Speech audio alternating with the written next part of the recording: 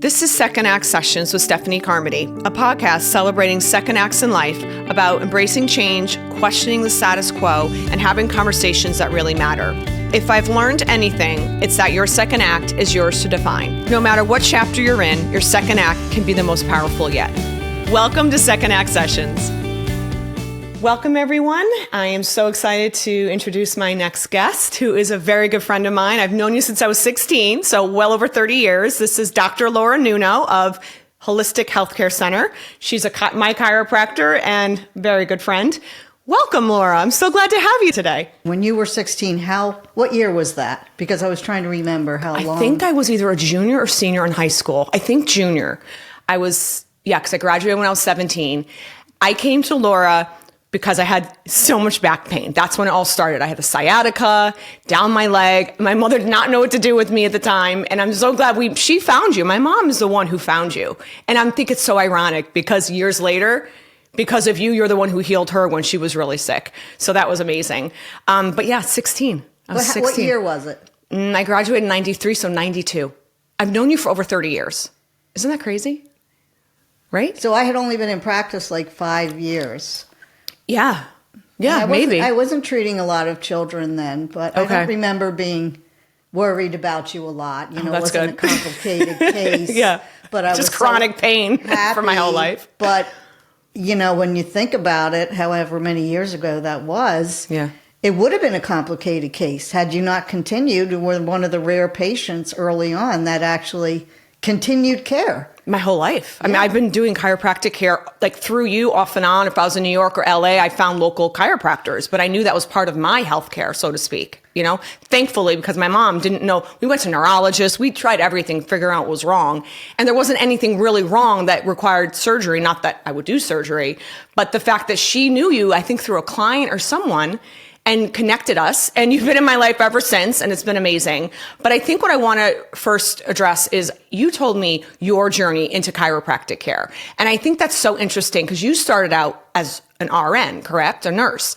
And I think when you were telling me that story years ago, it just really struck me how you really were such a pioneer back then of alternative healthcare that I think no one was even talking like that back then, right? Like the fact that I knew about chiropractic care and then acupuncture back then, no one was doing that, right? So tell us your journey to getting to chiropractic care, because I think that is amazing, truly. Well, I always tell this story starting with, I never thought I was smart enough to go to college. Aww. And I actually did fail out of my first semester of community college. Yeah, that's okay. And then just took off and traveled. But I took an anatomy course when I was 18, and it was like my brain turned on because I was a very poor student. Well, I didn't know at the time that I had a traumatic brain injury when I was 18 months old. Oh, right. I forgot about that. Right. I think God just put that in my heart that, I loved learning about the human body. So I decided to become a nurse because I was very shy and I was afraid of applying for jobs. And I thought, well, I can't be a doctor. I'm not smart enough. So I became a nurse. You're so hard on yourself. We all are, though. Yeah, we all are. And it was, it took me a while because I was a very bad student.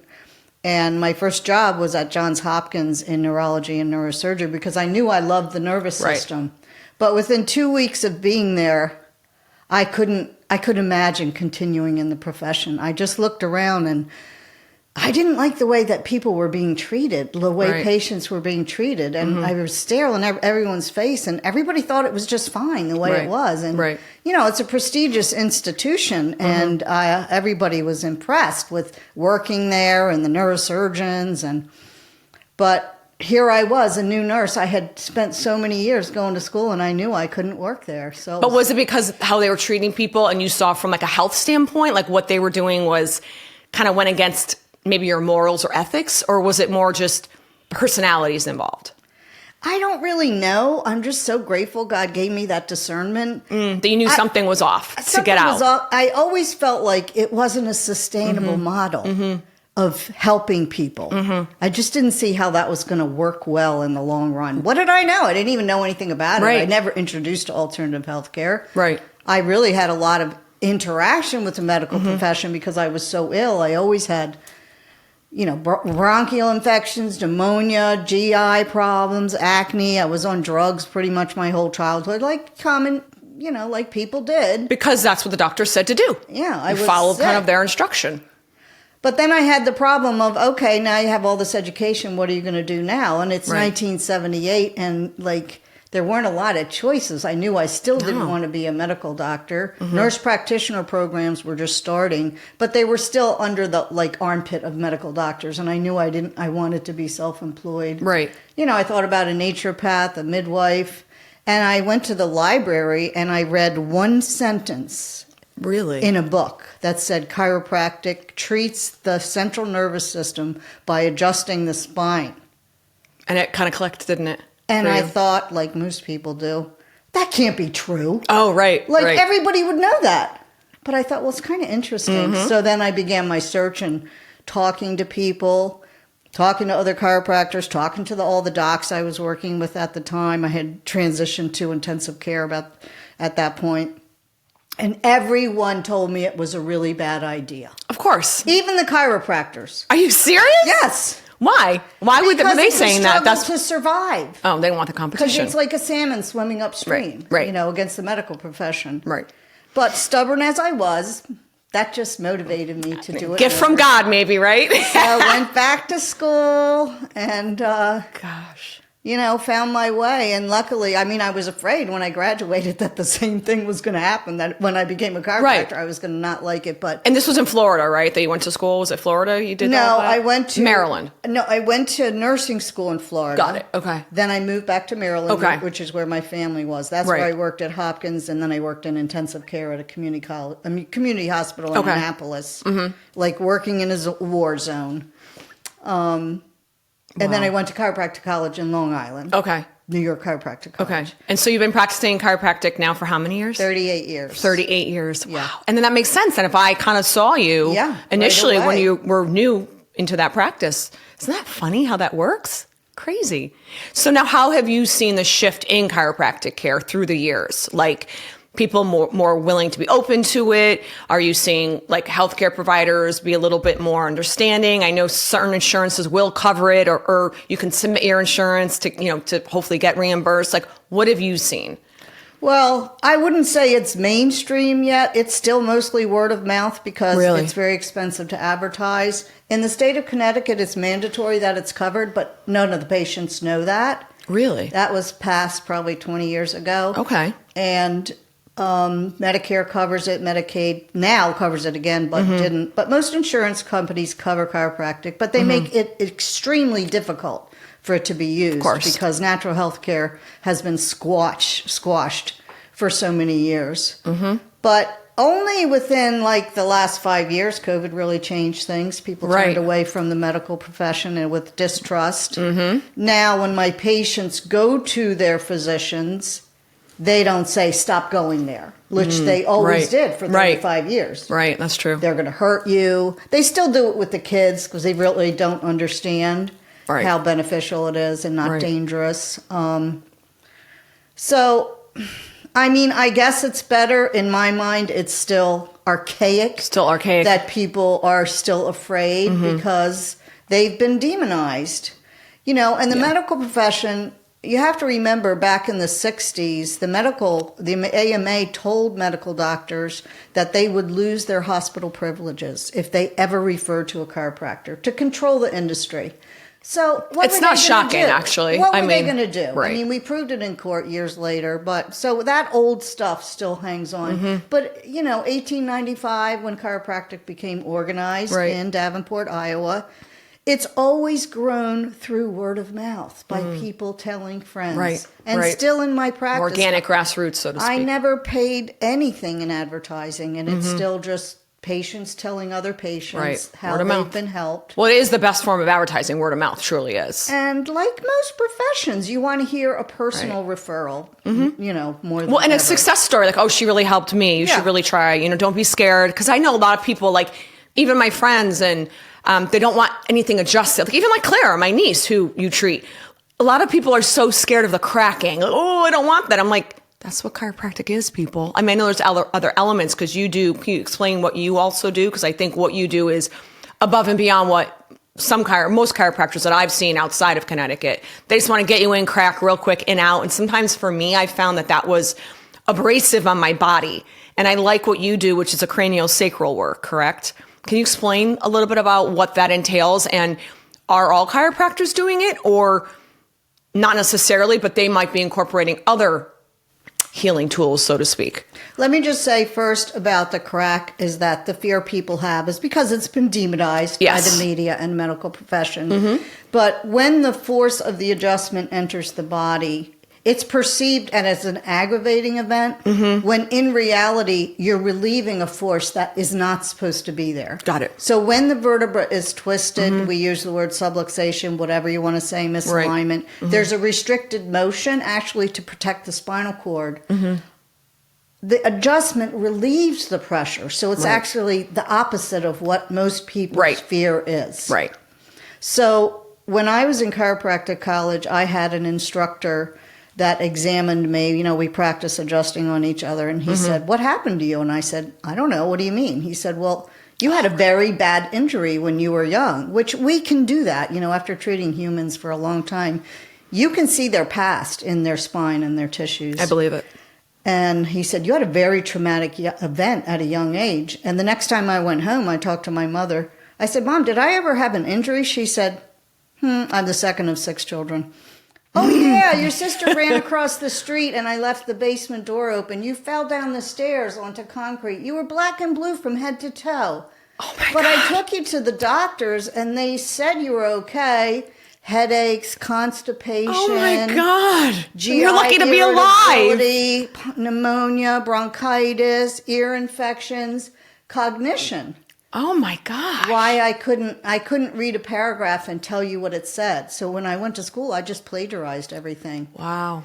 Because that would make sense why you struggled in school then. Obviously, you had an I injury. You had a couldn't think. TBI, you said? Like, Yeah, it would have been classified as traumatic brain injury. Wow. And I tell that Wow. story to patients sometimes. They say, "Oh, well, amazing. luckily people know better now." No. No, People I mean, don't know better now. No, they don't People know. don't refer a kid to a chiropractor and a cranial specialist. No. So, as most natural health care practitioners will tell you, their own problems, health problems, they learn new techniques to heal themselves. Oh, interesting. So and then when that that they works can on them, heal that they'll, others. right. So that I makes always sense. knew I wanted to treat children. So I was only in practice a couple of years. My youngest was 1 year old, and the pediatric diplomate program came to Connecticut. I said, "Well, I have to take this because I really want to learn cranial work." So no, we do not learn cranial work in chiropractic college. Chiropractic colleges teach almost 1,000 different techniques. Really? Yes. It's Interesting. very annoying when you're a student. But do you then get to pick what you want to Then you can pick a utilize? specialty. Okay, a specialty. Okay. Very annoying to have to learn 1,000 ways to adjust a vertebra, but you know what? It's really necessary when you come into contact with patients with a variety of problems. Right. But I knew I wanted to learn cranial work, and the pediatric diplomate program taught cranial work. Okay, great. So that's Got it. where I learned it. Okay. So I got a 3-year postdoctoral. So a bad student ended up with 11 years of college. Amazing. And a lot of pediatric chiropractors change their profession to just treat pregnant women and children, but I always wanted to have a family practice. Well, that was my next question, because Yes. to your point, you just said earlier that, you hadn't done a lot of work on children, even though I was not like a baby. When did that shift for you? Obviously, you wanted to be a family practice, but so you knew you wanted to treat all ages within the family. When did that start after starting your business? Like, did you start treating infants and all of that and like younger children? Was that right away or? Well, because I was a second of 6 children, I was always around a lot of children. So we learned how to adjust babies and infants and pediatric patients in chiropractic college. But a lot of chiropractors, when they graduate, especially men, aren't comfortable treating newborns. And I wasn't really comfortable, but I knew I wanted advanced training. Got it. So once I got my diplomate, I felt very comfortable treating infants. And then I did become connected to practitioners. I was actually invited to speak about craniosacral work and treating infants at Middlesex Hospital about 10 years ago. Middlesex is in Connecticut Middlesex for our Hospital listeners. here in Middletown. One of the lactation consultants or midwives or pediatricians who'd known me asked me to speak at the hospital. And when I left nursing, I never wanted to enter a hospital again. But I thought, well, I kind of have to do it if they asked me. So I did create a program lecture. I took patients and I videotaped their stories from the mother and videotaped them treating me. And they were so receptive. That's great. To the information. Right. Like, I thought they were going to say, the cranial bones don't move. They're like, well, how does that work? They're like intrigued and interested. They were intrigued, right. and also they started referring. That's great. Patients and newborns. Wow. And so then you've been doing that ever since? Yeah, so I've been doing that 25 years, and I have a specialty really in feeding disorders for newborns. Right. Because cranial faults, I'll explain cranial bones. Sure. Babies can get compressed in utero. Right. And is that coming up when they're being... Even if the mother's labor. pelvis is out of balance, the baby will be stuck on one side, and it affects their freedom of their movement, which means they need spinal work when they're born. Got it. So a lot of those kids come in for feeding disorders because their jaw gets tight and they can't suck properly, and they have vagal nerve irritation, so they don't move their bowels very well. Got it. So the cranial bones are very movable when the baby's in utero and when they're born, and the little soft spots, they're called fontanelles, and they don't close up until 2 years old. Oh, right. But when the soft spots close, the cranial bones do continue to move throughout our whole life. Really? They move a little bit, about 11 to 14 times a minute, as opposed to respiratory rate, which is 14 to 16 times a minute. Wow. And the cranial bones pump our cerebrospinal fluid down our spine, and our sacrum pumps it back. That is the heart of our central nervous system. Right. So you have this hydraulic force with the cranial bones, and all the tissues in the vertebra do it. So that's what craniosacral work is. Okay. Because if you were to show someone what it is, it looks like nothing. It literally looks like, for me, you'll touch my head and you'll touch different spots. It's like almost like acupuncture without the needles in a lot of ways. I can't describe it, but it is so instrumental because going back to when I was getting married, my mom was really sick. I was in New York at the time working at a PR firm, and I was busy. I remember I was in Chicago doing this whole consumer event, and I was really worried about my mom, obviously. She's like my best friend. And they tried everything, went to every doctor, MRIs, CAT scans. They didn't know what was wrong with her. She basically was losing feeling in her arms and down her legs. Her hands were burning. She wasn't doing well. She was losing a lot of weight. You remember how thin she was. 30 pounds in a few months. And not even, it was a month and a half. Yeah. It was insane. She was we're like, what is going on? No one knew what it was. It wasn't Lyme disease. It wasn't anything. And I remember being in Chicago being like, you know what, Mom? The one person you haven't tried is Dr. Nuno. Maybe she can help. And I don't know why we didn't think of you sooner. She goes, oh my God, right. I think I called you that day. Very vivid. I remember it. You're like, get her in, just get her in. And a month later, my mom was healed. And you said you treated her without even adjusting her. You just did the cranial sacral work on her for months, I think, or at least a month before you even adjusted her. So can you explain how that worked? Because I think that's really interesting that she should have been maybe one of those babies at birth who was adjusted, right? And wasn't. And what I've seen is any sort of trauma, whatever that may be. She had seizures growing up.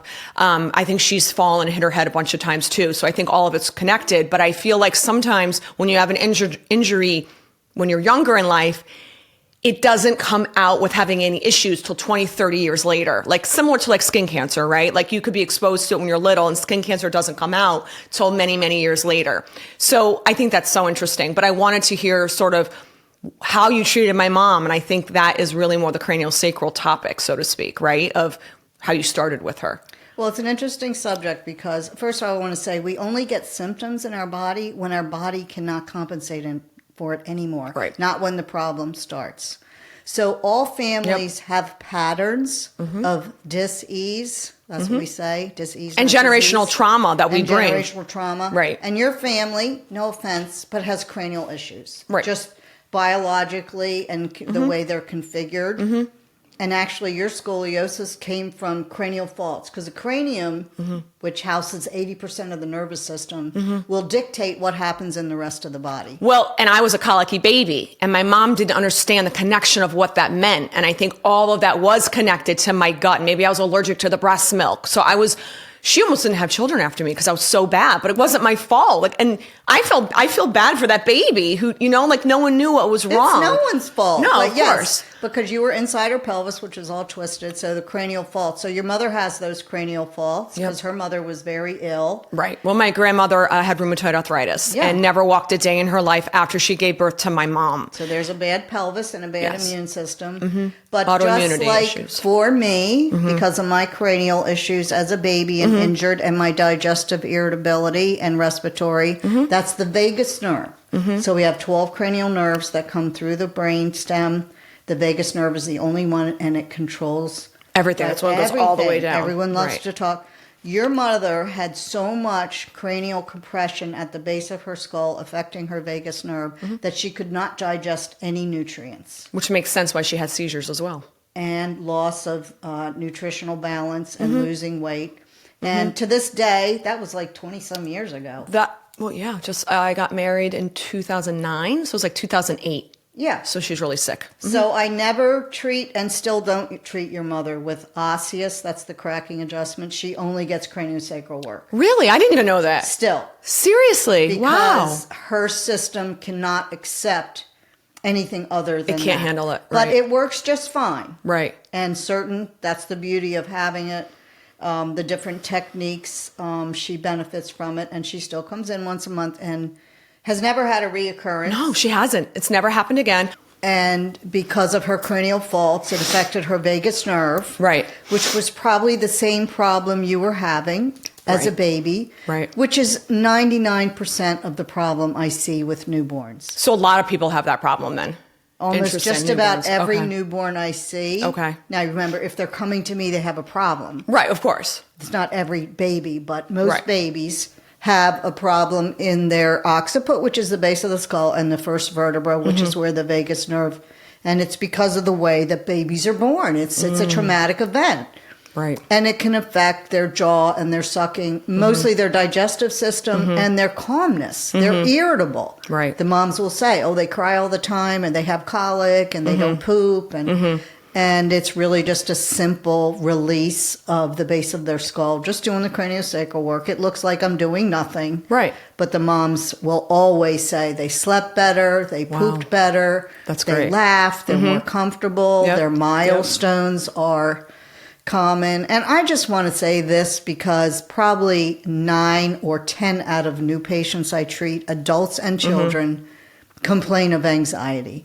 And they don't know that their spine could be a significant factor. Now, yes, we live in a very stressful world, but you can feel better by getting your neck adjusted. And it will affect your digestive system. Right. But people don't think. People don't think or make that connection even, right? Yeah, like they're going to their pediatrician who's telling them this and get more vaccines. And They just don't know. Not educated, and we've all been lied to and manipulated. So. Right. I think we got to a lot of the questions that I had from a chiropractic standpoint, but I think speaking on health, I think that goes to, you and I are very like-minded politically, and we've, I think, bonded over the past, since 2020, I feel like you and I have bonded even more over everything happening in this crazy world. But I think what we really certainly agree on so many levels is like the health and wellness aspect and alternative healing and whatnot, and Robert Kennedy Jr. I mean, I am obsessed with him. I came across him back when my first dog had cancer, when Chief had cancer, and I was just kind of went down sort of like a rabbit hole of healthcare, right? I was following natural news a lot. That got banned, of course, but he was all over it. I was just so impressed with what he was doing, what he was standing for, talking about the vaccines and health. And that's when I learned more about the different medicinal healing properties of like marijuana and CBD for my dog. And so that's kind of what got me, I would say, like more open-minded. And, we're all on a journey, right? We're learning. And as we get older and as we're exposed to new things, I'm all about learning and searching for truth. And I feel like Robert F. Kennedy was like so instrumental in sort of kind of shedding a light on a different way of thinking for me. And I know obviously we're both supportive of him and everything that he's doing right now.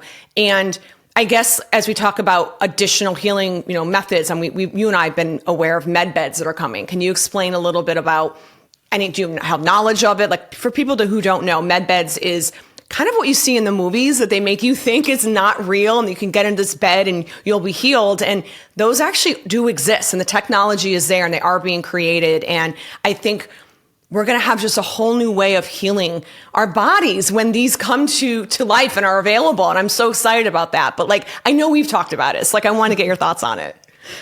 Why are you laughing? R.F. Kennedy Jr., he's been in this fight for ever a long time. I know. It's not a new adventure. And no. He came to Connecticut when we did lose our religious exemption, and I met him there. Mm-hmm. But med beds are the epitome of frequency AI medicine. Mm-hmm. There's so much out and the quantum there. Physics is involved too, I think, physics. Right. And when I first heard of them, I didn't really believe it was true. But now that I've researched it more and more, they're out there. It's hidden most. Right. But I guess I read an article a couple months ago that said they're going to be opened up in a lot of large cities, probably near military installations. Well, and I know my friend Lauren, who her uncle does construction and whatnot. And he mentioned this is a year ago, they're working on a building in Waterbury that was going to house med beds. So I'm hearing it from other people as well. You know what I'm saying? That they do exist. They are coming. It's just a matter of when, or they are here, but it's limited. But I'm fascinated by that because I think it can cure, for what they say, autism and just a lot of different issues that a lot of our children are struggling with, which we can talk about. But I'm just so excited for different ways of healing. You know what I mean? Well, our children and our military that have been so damaged by so many things. Mm-hmm. But it's going to take a long time because it would destroy the healthcare industry, basically. And, right. I would like to be a triage doctor at a medbed facility. Oh, I know you mentioned that. That'd be so cool. Would you give up your practice then, or I don't know.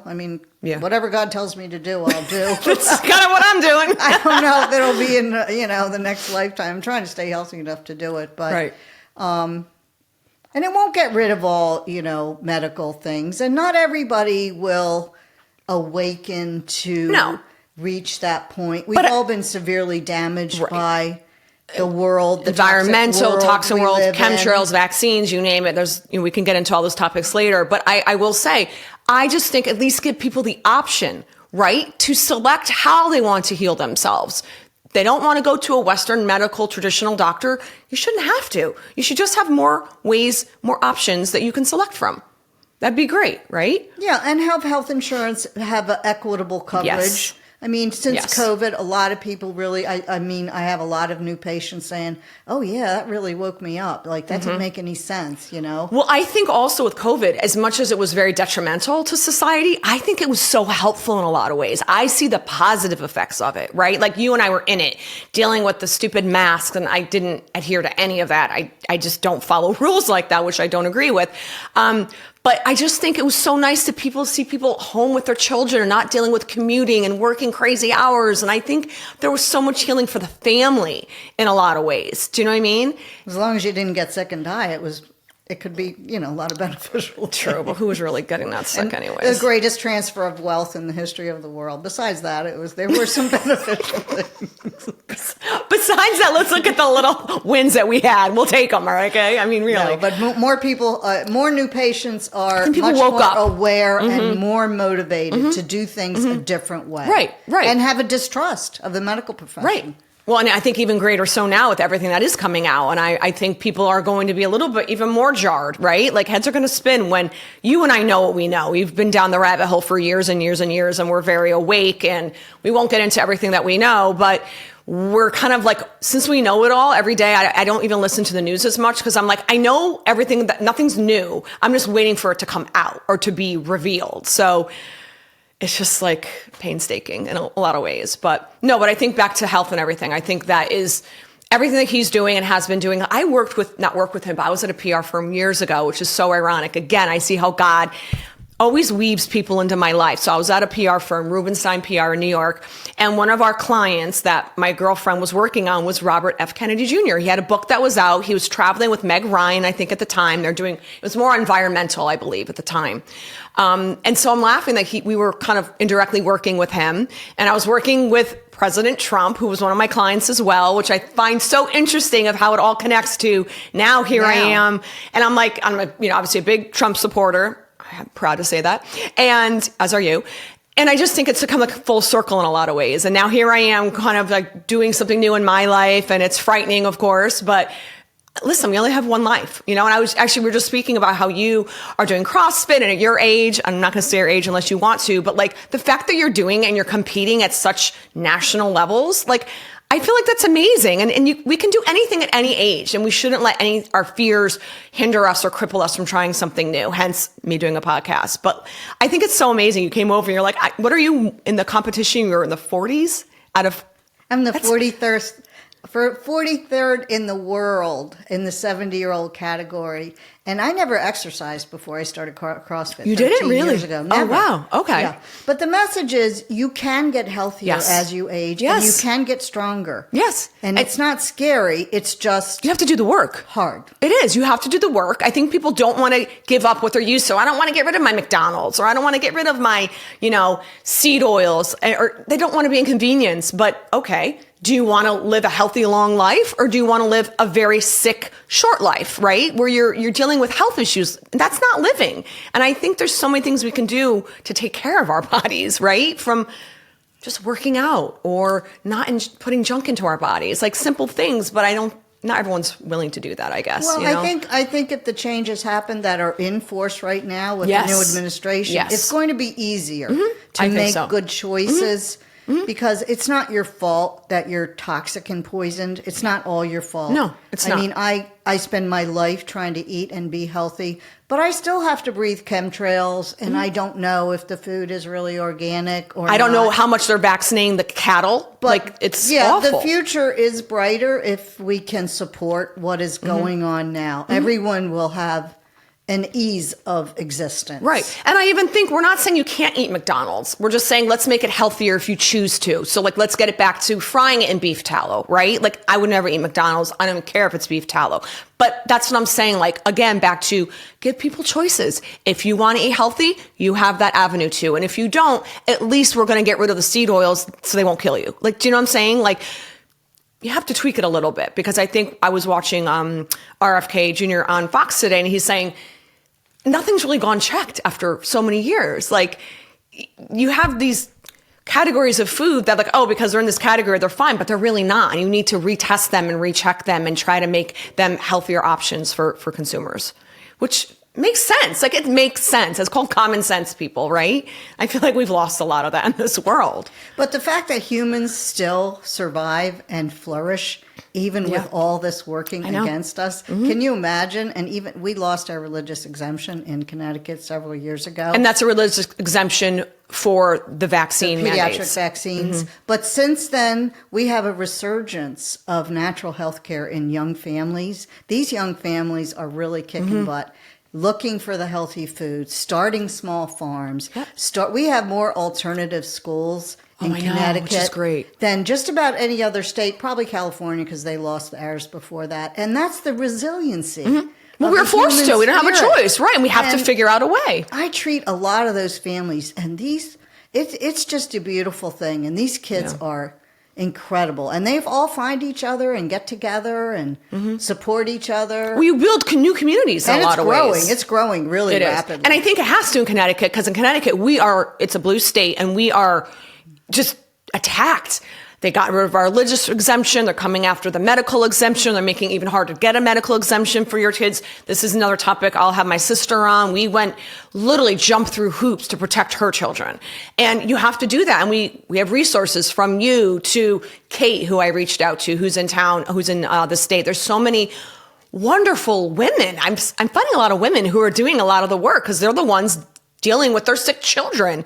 And they're trying to find ways of healing them and then paying it forward and making sure that doesn't happen to other children. Because, my niece definitely has a vaccine injury alongside a lot of, I feel like, genetic predisposed issues between my family and, her father's side of the family. So I think all of that combined, you have to find other ways of healing or other avenues of treating whatever the issue is, right? So we're all vaccine injured. If you think are. you're not, you're wrong. And I told a new patient yesterday who's having a baby, and she was so happy to hear the information. I said, she goes, well, where can I get more information? I'm like, really? The moms on Instagram are sharing the best information. She goes, I'm going to get I'm like, I'm sorry, but they're the ones that have the up-to-date contacts of this provider, that provider. And it's fantastic because, I'm sorry, but free speech is a problem in their world. It still is. And it still is, which I'm not shocked, but I'm kind of frustrated by. Like, who is still pulling these strings? It's the way it is. We have to accept the way it is and work with the system. Work around it and find other ways use your of own sharing. Discernment. Right. That's so important because I don't think people understand that. And just because there's all these people out there doesn't mean that they all are speaking the truth or they're speaking from experience, or you have to use your discernment. If something doesn't feel right, that is like God telling you, don't follow that person. Don't listen to that. You have to be very mindful of that because there is so many voices out there on social media, so many. And it's, for me, for a while, I definitely feel I have information overload. Like, I have to take breaks from it because it causes, for me, like I said, vaccine injury, I have autoimmune disease issues. I have a lot of stuff going on with my stomach and with my back. I've been in chronic pain since I was 16. And I'm always on this journey of trying to just heal myself. And I've found other ways through chiropractic care, through acupuncture, through another doctor I'm working with for PRP, which is that stem cell treatment I'm doing on my back, because lo and behold, found that I have a crack or tear in my hernia, in my disc, sorry. So that's fun. But I think, to your point, you said I would have been much worse had I not seen you when I did, right? Like, and my back is so much better now than it could have been had I not ever seen you. Because I know we have degeneration, a couple other spots in my back, and I do have a little scoliosis, but can you imagine where I'd be if I didn't have you in my life? I'd be crippled. I literally would be crippled. And we all have something. Right. You're not going to have nothing to deal with. They're all going to have a problem. Right. And you have to learn how to manage it. Right. And discernment. Mm-hmm. Mm-hmm. And I was talking to a new mother yesterday, and I said, there's going to be a lot of people, doctors, me, teachers, family members that are going to think they know better than you about your child. And they're wrong. Nope. You know best for your child. You know best, and you because have to trust yourself. Yes, that is your God's gift. I feel He's given every mom is that gift of discernment as it pertains to their own child. Only a mother knows what's right. You feel it, you know it. You can't tell her otherwise. Like, do you know what I'm saying? And I see it with my own life, and I see it with my sister and my nieces, and it's very true. And I don't want to disparage the medical profession, but they do put that mindset in people, like, you don't know better than me. And it's so wrong. And that's probably why I felt that way 2 weeks into, the medical profession. And I don't know why I had that discernment as a young woman in 2 weeks in, except for my parents taught me to think for myself. Right. They Absolutely. Always did. Absolutely. So did mine.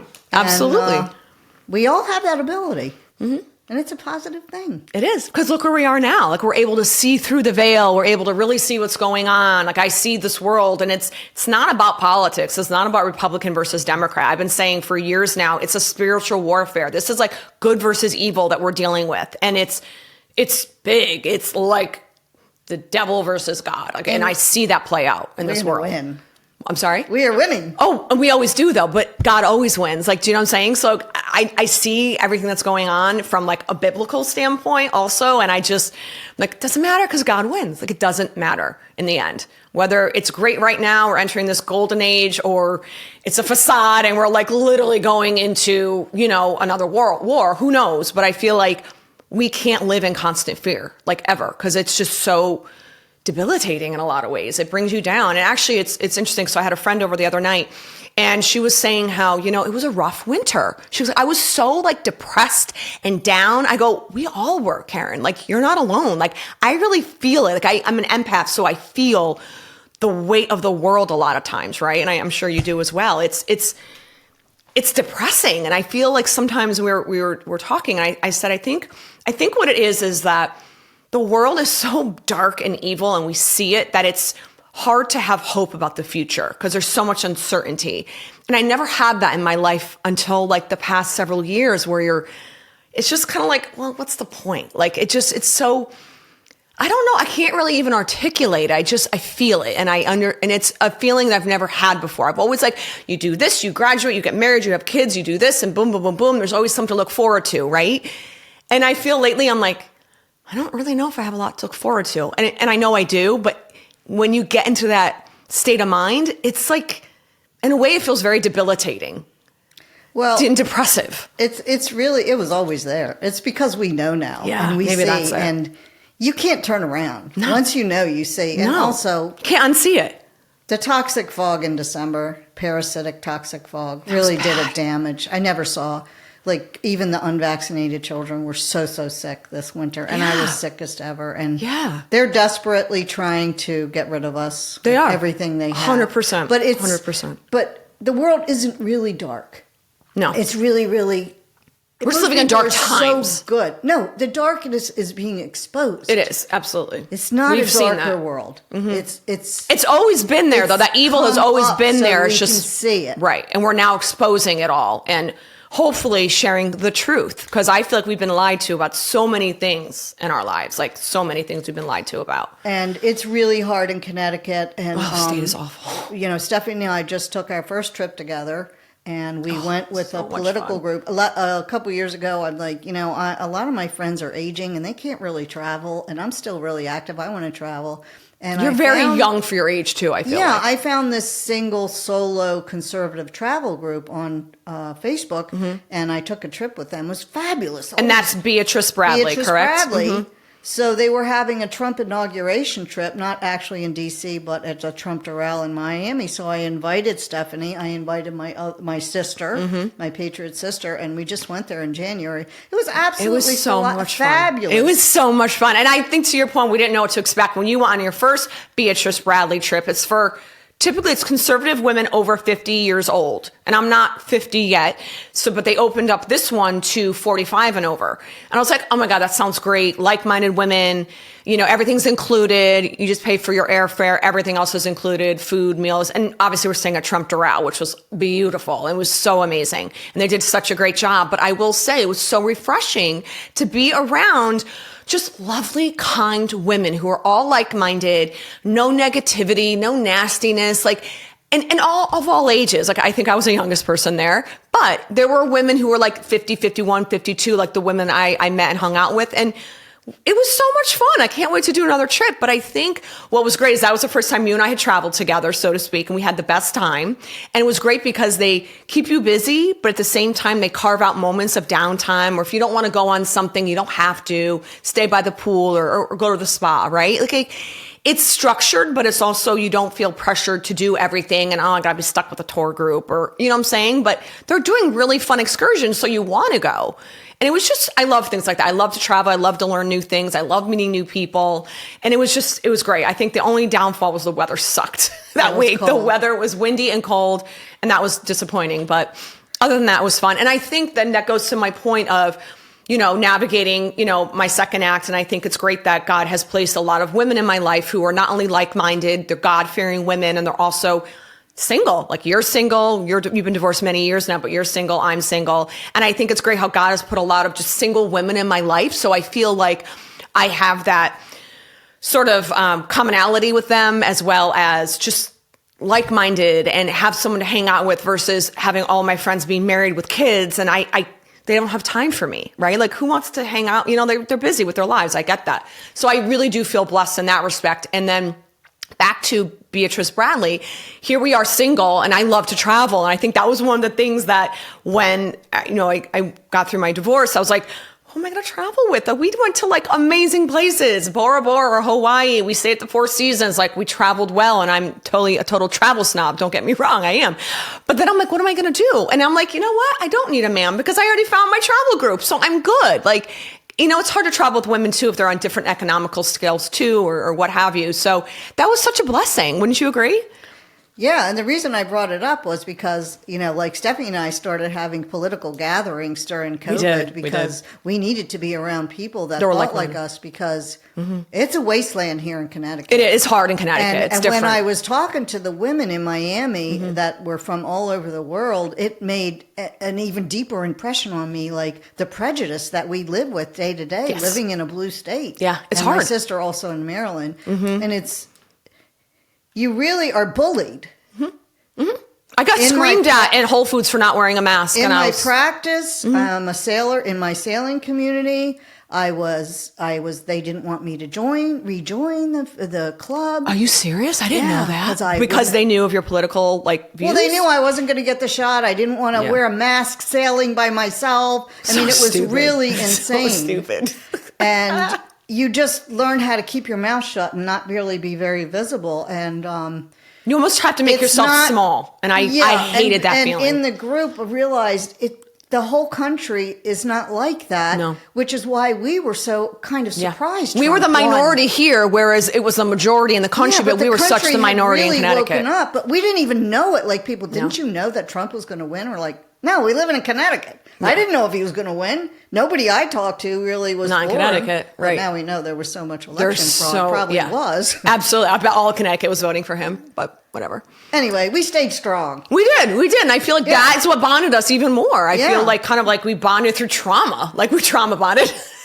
You, me, Lynn. I feel like there was a bunch of us that we just were constantly texting and sharing anything we came across. Exactly. To keep our sanity. And I feel like we just went down rabbit holes and found different people to follow. I have no idea how we found him. I have no idea how we found Phil Godleski. He's a truther. So hard. It's so funny, but then we all just kind of connected and started sharing, I follow this person. You should listen to her or him. And it was just kind of a crazy time when we look at it. It was crazy. Yeah, it wasn't easy. Many sleepless nights. Learning and knowing it's not easy, but there's no turning back. And I think COVID, because of that, I think it broke up a lot of marriages, which is what I saw in mine. And families. But I think that was a positive thing. I really do, because I think a lot of women got away from a lot of narcissistic abuse.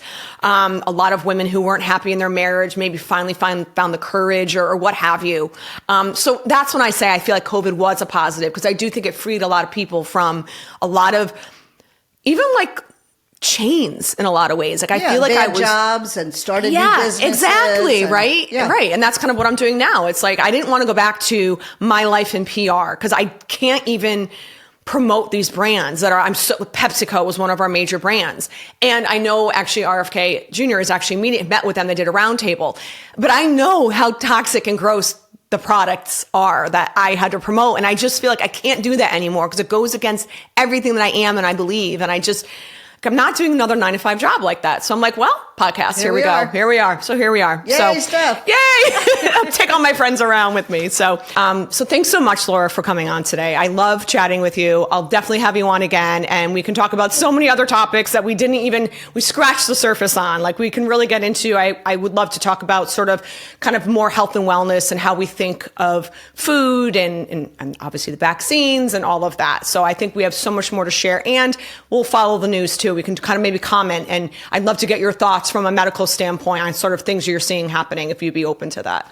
That would be great. And I'm really glad to share my story and hopefully inspire people to take better control of their health and try new things and to feel really happy about the future. Right. It really can be very bright. I agree.